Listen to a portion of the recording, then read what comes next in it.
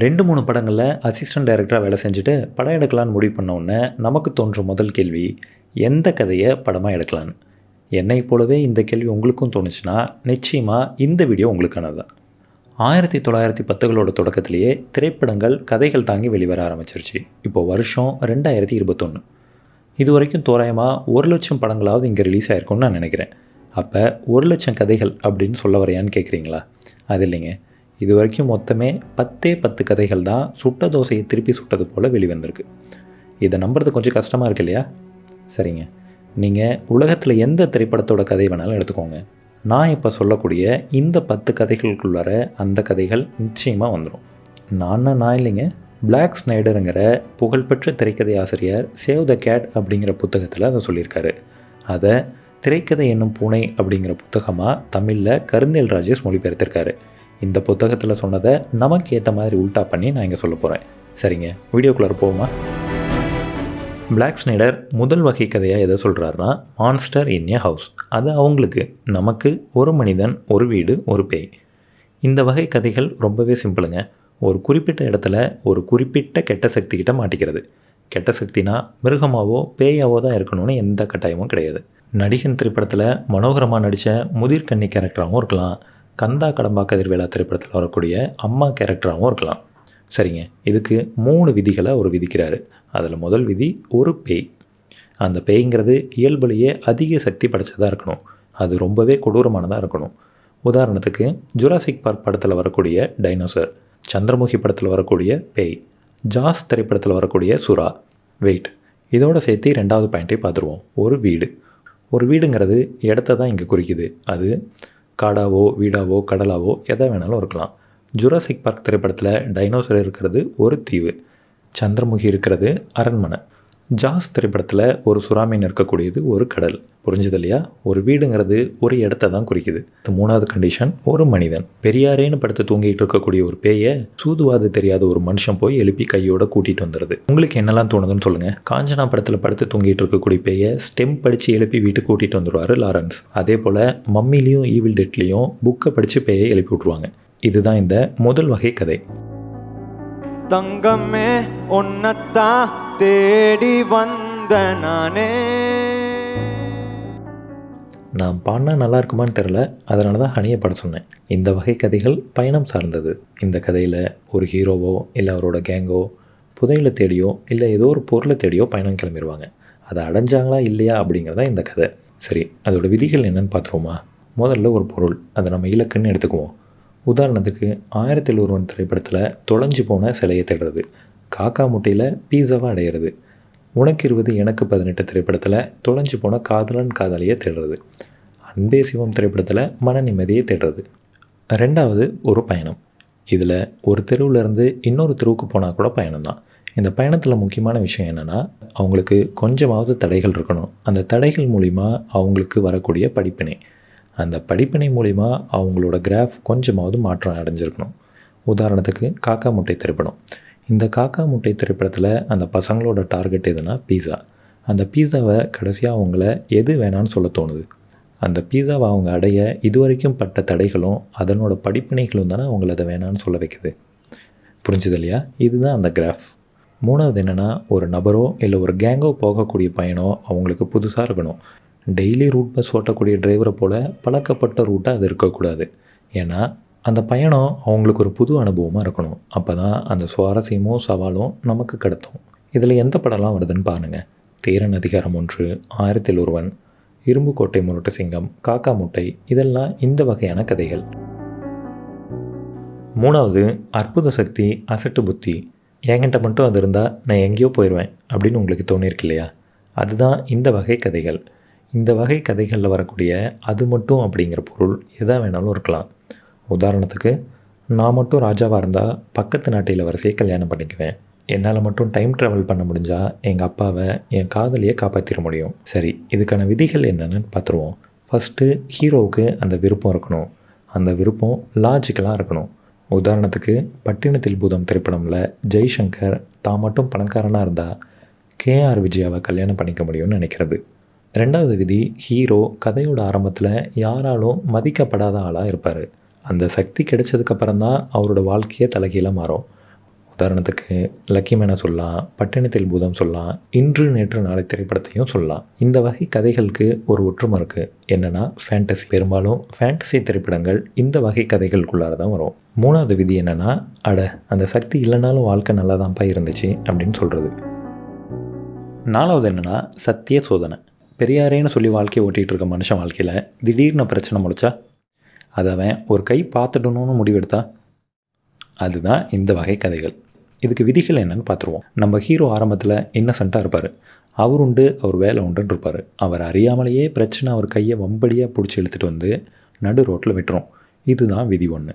வார்னிங்கே இல்லாமல் வரக்கூடிய பிரச்சனை அவரை அடியோடு மாற்றி விட்டுரும். இதுதான் 2வது. 3வது வாழ்வாசாவாக போராட்டம். அந்த பிரச்சனையில் அவர் ஜெயிச்சாரா தோத்தாரா அப்படிங்கிறதா அந்த கதை. இந்த வகையில் எந்தெந்த தமிழ் திரைப்படங்கள் வந்திருக்குன்னு பார்த்துருவோமா?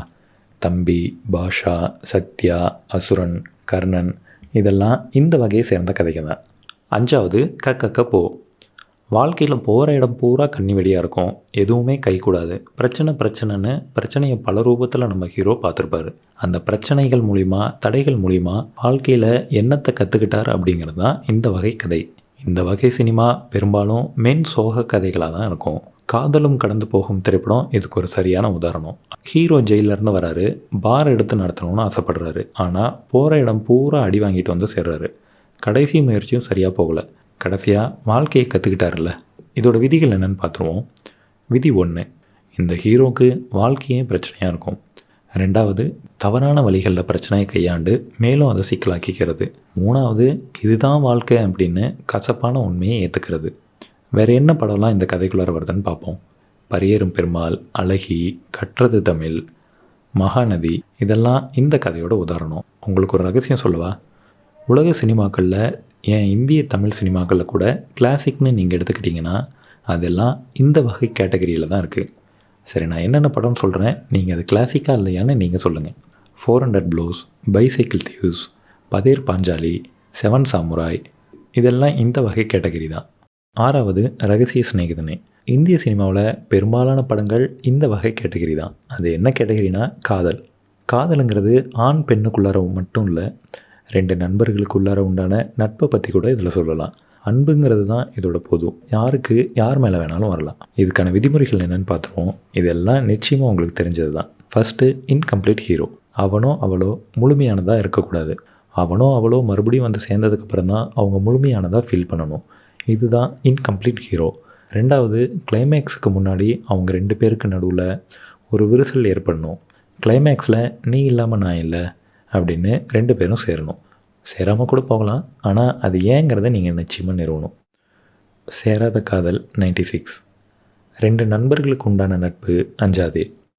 2 ஆண்களுக்கு உண்டான காதல் ப்ரோக்பேக் மவுண்டெயின். 2 பெண்களுக்கு உள்ளார இருக்கக்கூடிய காதல் ப்ளூ இஸ் வார்மஸ்ட் கலர். ஒரு உயிரினத்து மேலே தான் இன்னொரு உயிரினத்துக்கு காதல் வரணும்னு அவசியம் கிடையாது இல்லையா? மிஷினுக்கு மிஷின் மேலே கூட வரலாம், வாலியை போல். மனுஷனுக்கு மிஷின் மேலே காதல் வரலாம், ஹெர்ரை போல். மனுஷன் ஏலியனை காதலிக்கலாம், ஈட்டியை போல். அன்பு மட்டும்தான் இதோட பொது சொல். ஏண்டா செஞ்சீங்க? நாம் டைரெக்டாக உதாரணத்துலேருந்து ஆரம்பிச்சிருவோம். ராட்சசன் திரைப்படத்தை எடுத்துக்குவோம். அந்த திரைப்படத்தில் நடக்கக்கூடிய கொலைகள், அந்த கொலைகளை யார் செய்கிறா, எதுக்காக செய்கிறாங்க அப்படிங்கிறது. இந்த திரைப்படத்தில் ஹீரோ ஒவ்வொரு முடிச்சா அவன் யார், எதனால் செஞ்சான் அப்படிங்கிறத கண்டுபிடிக்கிறது. துப்பறியக்கூடிய கதைகள், விசாரணை கதைகள் எல்லாம் இந்த வகை கேட்டகரி தான். இதோட விதிகள் என்னன்னு பார்த்துருவோம். விசாரிக்கக்கூடிய நபர் இந்த கதை முழுக்க ஒருவராக தான் இருக்கணும். கூட அடிஷ்னலாக யாரையாவது ஆட் பண்ணிக்கலாம். ஆனால் விசாரிக்கக்கூடிய நபர் மாறக்கூடாது. 2வது குற்றம் வலுவானதாக இருக்கணும். முடிஞ்சால் அசாதாரணமான குற்றங்களாக கூட இருக்கலாம். ரொம்ப நாளாக ரொம்ப வருஷமாக கண்டுபிடிக்காத கேஸ் அப்படின்னா அதில் இருக்கக்கூடிய முடிச்சுகள் ஸ்ட்ராங்காக இருக்குது அப்படின்னா சுவாரஸ்யமும் அதிகமாக இருக்குன்னு அர்த்தம். 3வது கதையில் ஒரு ட்விஸ்ட்டு ஏற்பட்டு வில்லனை ஹீரோ பிடிச்சிடணும். பிடிச்சதுக்கப்புறம் அவன் ஏன் பண்ணா, எப்படிலாம் அதை பண்ணனா அப்படின்னு எக்ஸ்பிளைன் பண்ணணும். இந்த 3வது விதியை பின்பற்றணும்னு எந்த அவசியமும் கிடையாது. மெமோரிஸ் ஆஃப் மர்டருங்கிற படத்தில் வில்லன் யாருன்னு கடைசி வரைக்கும் கண்டுபிடிக்க மாட்டாங்க. எதனால் அவன் கொன்னா அப்படிங்கிறதையும் கண்டுபிடிக்க முடியாது. இதில் என்னென்ன படங்கள் வருதுன்னு பார்த்துருவோம். ராட்சசன், யுத்தம் செய், தடம், சிநேகிதியே, வேட்டையாட விளையாடு, இதெல்லாம் இந்த வகை கதை தான். 8வது வெற்றிகரமான முட்டாள். நம்ம ஒருத்தனை அடிமுட்டாள்னு நினச்சிட்ருப்போம். ஆனால் அவன் தான் வாழ்க்கையவே அற்புதமாக புரிஞ்சு வச்சுருப்பான். குணா படத்தை எடுத்துக்குவோம். குணாவை எல்லாரும் முட்டாள்னு நினச்சிட்டு இருப்போம். ஆனால் குணா எல்லா உயிரும் சமம் அப்படிங்கிறத அவன் ஒருத்தன் தான் புரிஞ்சு வச்சுருப்பான். இதற்கான விதி என்னன்னு பார்த்துருவோம். ஃபஸ்ட்டு ஹீரோ இன்னசென்ட்டாக இருக்கணும். அவனுக்குள்ளார குழந்தைத்தனமான ஒரு சின்ன அளவிலான பொறாமை இருக்கணும். அவனோட செயல்கள் மற்றவங்கள முகம் சுளிக்க வைக்கணும். ரெண்டாவது, ஒரு நிறுவனமோ அல்ல ஒரு குழுவோ அவனுக்கு எதிராக செயல்படணும். மூணாவது, கிளைமேக்ஸில் தன்னோட உணர்வு மூலிமா அவன் ஜெயிக்கணும். அப்போ தான் அவனை பற்றி அவன் கூட இருக்கவங்களுக்கே புரிய வரும். இந்த 3 தான் இந்த வெற்றிகரமான முட்டாளோட கண்டிஷன். 9வது, கூண்டில் அகப்பட்ட ஜந்து. ஒரு குறிப்பிட்ட இடத்துல ஒரு குறிப்பிட்ட ஸ்ட்ரக்சரில் ஹீரோவோ இல்லை ஒரு குழுவோ அதில் மாட்டிக்குவாங்க. மாட்டினது மட்டும் இல்லாமல் அவங்களால அதிலிருந்து வெளிவரவே முடியாது. உதாரணத்துக்கு குடும்பம் ஒரு ஸ்ட்ரக்சர், ஆனந்தம், வானத்தை போல இதெல்லாம் இந்த வகையான கதைகள். கேங்ஸ்டர் திரைப்படங்களுமே இந்த வகை கதைகள் தான். பில்லா, நாயகன், காட்ஃபாதர் இதெல்லாம் இந்த வகை கதைகள் தான். மீதி இருக்கக்கூடிய ஒன்றே ஒன்று சூப்பர் ஹீரோஸ். அதுக்கு தமிழில் மொழிபெயர்ப்பு தேவை என்ன? மக்கள் மத்தியில் மக்கள்லேருந்து ஒரு தலைவன் உருவாவான். மக்களுக்காக மக்கள்கிட்ட இருக்கக்கூடிய பிரச்சனைகளை சால்வ் பண்ணி மக்களுக்காகவே வாழ்வான். இதுதான் இந்த சூப்பர் ஹீரோ கதையோட பிரதான அம்சம். பெரும்பாலும் பயோகிராஃபி திரைப்படங்கள் இந்த சூப்பர் ஹீரோ திரைப்படங்களுக்குள்ளார தான் வரும். ஹாலிவுட்லேருந்து சூப்பர் ஹீரோஸ் டைட்டில் தாங்கிய திரைப்படங்கள் எல்லாமே இந்த கேட்டகரி தான். இப்போ சொல்லுங்கள், நீங்கள் பார்த்த ஏதோ ஒரு திரைப்படம் இந்த 10 கதைகளுக்குள்ளார வருதா இல்லையா? இந்த ஒரு ஸ்ட்ரக்சர் அப்படியே எடுத்துக்கிட்டு அப்படியே நம்ம கதையாக்கணும்னு எந்த அவசியமும் கிடையாது. ஒரு ஸ்ட்ரக்சரை இன்னொரு ஸ்ட்ரக்சரோட மிக்ஸ் பண்ணி இன்னொரு புது கதைகளை உருவாக்கலாம். திருடா திருடா திரைப்படம் 2 கதை ஸ்ட்ரக்சரை தாங்கியிருக்கு. ஒன்று பட்டி லவ், ரகசிய சிநேகிதனே, இன்னொன்று தங்கமே உன்னை தான் தேடி வந்தேன்.